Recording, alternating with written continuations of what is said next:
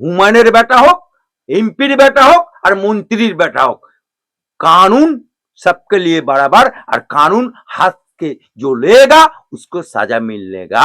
लेकिन 8 ঘন্টা যে ছিল এটা ভাববেন না যে ছেড়ে দিল, সে পিয়ার বন্ডে উকিলকে উইটনেস রেখে নন বেলেবল 7 বছরের নিচে যে মামলাগুলো থাকে সেখানে পিয়ার বন্ডে বেল দেওয়া যায় এবং সেই বেলটা পেয়েছে, কিন্তু ওকে কোর্ট আর ঘর করতে হবে।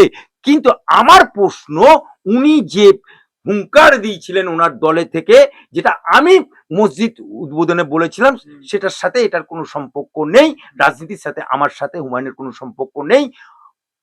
এই জায়গায় হুমায়ুন বলেছিল ইট খুলে নিয়ে আসবো, তা উনার সাপোর্টার তো দূরে থাক, ওনার ছেলেকে 8 ঘন্টা জেলে বন্দি করে রাখলো, কটা মুখ উনি খুলেছেন, এটা বাংলার মানুষ, বাংলার মুসলমানরা জিজ্ঞেস করছে।